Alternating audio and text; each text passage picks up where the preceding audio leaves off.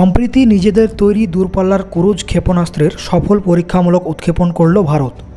দেশটির প্রতিরক্ষা মন্ত্রণালয়ের অধীনে থাকা সংস্থা defence research and development organisation বা ডিআরডিওর তত্ত্বাবধানে মঙ্গলবার করা হয়েছে এই সফল উৎক্ষেপণ।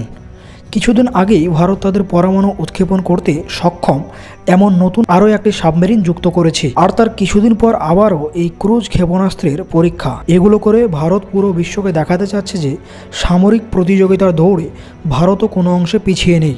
বুধবার এক বিবৃতিতে এই তথ্য জানিয়েছে ডিআরডিওর দাবি করেছে যে ভূমিতে অবস্থিত যে কোনো লক্ষ্যবস্তুতে আঘাত হানতে সক্ষম এই ক্রুজ ক্ষেপণাস্ত্রটি ভূমি কিংবা জলজাহাজ উভয় জায়গা থেকে উৎক্ষেপণ করা সম্ভব।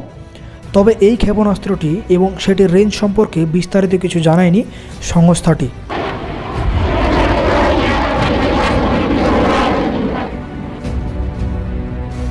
ভারতের প্রতিরক্ষামন্ত্রী রাজনাথ সিং এক বিবৃতিতে বলেছেন, এটি সম্পূর্ণ ভারতের নিজস্ব উদ্যোগে এবং নিজেদের প্রযুক্তিতে তৈরি করা একটি ক্ষেপণাস্ত্র।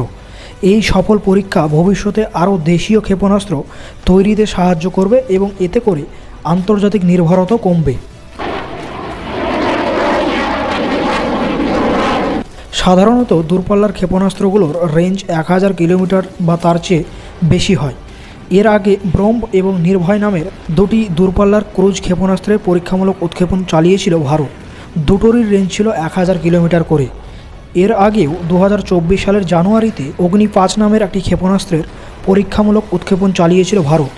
এই ক্ষেপণাস্ত্রটি সর্বোচ্চ 2000 কিলোমিটার দূরের লক্ষ্যবস্তুতে আঘাত হানতে সক্ষম। তবে ধারণা করা হচ্ছে এই ক্রুজ ক্ষেপণাস্ত্রটির রেঞ্জ আগেরগুলোর থেকে আরও বেশি হবে।